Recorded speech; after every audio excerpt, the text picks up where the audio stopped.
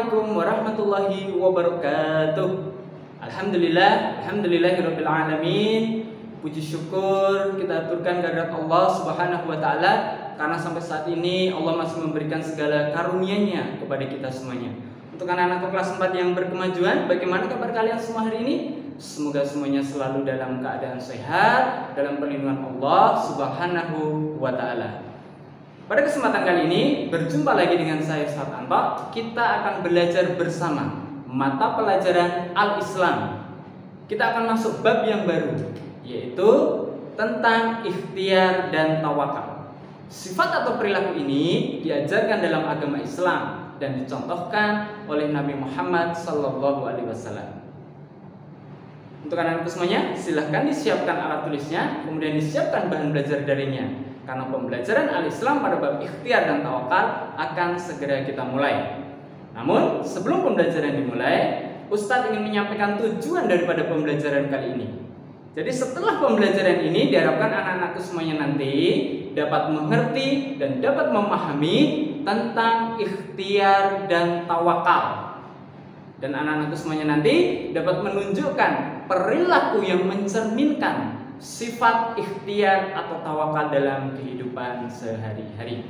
Baiklah, mari pembelajaran Al-Islam pada kesempatan kali ini kita awali dengan bacaan basmalah bersama-sama. Bismillahirrahmanirrahim. Semoga dengan bacaan basmalah tadi Allah Subhanahu wa taala memberikan kepada kita semuanya ilmu yang bermanfaat, memberikan kemudahan dan kefahaman di dalam kita belajar. Untuk anak-anakku semuanya, sebelum Ustadz menyampaikan materi, Ustadz ingin menyampaikan keyword. Kata kunci dalam pembelajaran kali ini adalah sifat terpuji, atau dalam bahasa agama kita dikenal dengan akhlak mahmudah. Baik, Ustadz ingin mengawalinya dengan pengertian ikhtiar dan tawakal. Ikhtiar artinya kerja keras atau berusaha maksimal untuk memperoleh sesuatu. Sebagai contoh, ketika anak-anakku semuanya ingin memperoleh sesuatu, yaitu prestasi belajar, maka ikhtiar atau usaha yang dilakukan diantaranya adalah dengan belajar dengan sungguh-sungguh, belajar dengan tekun. Kemudian pengertian tawakal. Tawakal artinya menyerahkan segala keputusan sepenuhnya kepada Allah Subhanahu wa taala atas usaha yang telah dilakukan. Jadi ketika anak-anakku semuanya ingin mencapai suatu tujuan, yaitu prestasi belajar, ikhtiar atau usaha yang dilakukan anak-anak diantaranya adalah dengan belajar dengan sungguh-sungguh, maka setelah itu silahkan untuk bertawakal, menyerahkan keputusannya kepada Allah. Serambi terus berdoa dan bermohon semoga Allah mengabulkan apa yang menjadi doa dan apa yang menjadi tujuan kita semuanya. Kemudian masuk ke perbedaan ikhtiar dan tawakal. Yang pertama adalah ikhtiar. Ikhtiar itu adalah kerja pikiran dan kerja fisik. Sebagai contoh, di awal Ustaz memberikan satu contoh. Ketika anak-anakku semuanya ingin mencapai prestasi belajar, ikhtiar yang anak-anak lakukan atau usaha yang anak-anak lakukan adalah dengan belajar sungguh-sungguh. Maka di dalam belajar yang sungguh-sungguh itulah akan melibatkan yang namanya pikiran, kerja pikiran, dan akan melibatkan yang namanya fisik atau kerja fisik. Sementara tawakal itu adalah kerja hati, memasrahkan, menyerahkan segala keputusan kepada Allah Subhanahu wa taala. Sekali lagi, serambi kita berdoa dan memohon semoga doa dan apa yang menjadi tujuan kita dapat tercapai. Kemudian perbedaan yang kedua, ikhtiar dilakukan sebelum tawakal, sedangkan tawakal dilakukan setelah ikhtiar. Jadi ada usaha dulu untuk mencapai suatu tujuan, setelah itu kita bertawakal, menyerahkan hasilnya kepada Allah Subhanahu wa taala. Kemudian kita masuk ke dalil atau dasar tentang ikhtiar dan tawakal. Yang pertama, dalil ikhtiar ada di Quran surat Ar-Ra'd, yaitu ayat yang ke-11. A'udzubillahi minasyaitonirrajim. Innallaha la yughayyiru ma biqaumin hatta yughayyiru ma bi anfusihim. Sesungguhnya Allah tidak akan merubah keadaan suatu kaum sehingga mereka merubah keadaan yang ada pada diri mereka sendiri. Jadi ketika kita ingin berubah, sebagai contoh, kita ingin mendapatkan prestasi yang lebih baik, maka yang memulai itu adalah diri kita sendiri, yaitu dengan banyak cara, diantaranya belajar dengan semakin tekun, belajar dengan semakin sungguh-sungguh. Karena ketika kita tidak mau merubahnya, maka Allah juga tidak akan merubah kita. Jadi harus kita awali dari diri kita.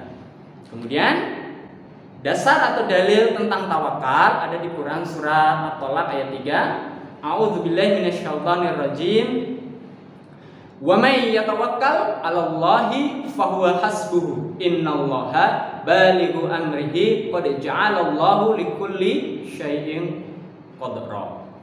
Dan barang siapa yang bertawakal kepada Allah, niscaya Allah akan mencukupkan keperluannya. Sesungguhnya Allah melaksanakan urusan yang dikehendakinya. Sesungguhnya Allah telah mengadakan ketentuan bagi tiap-tiap sesuatu.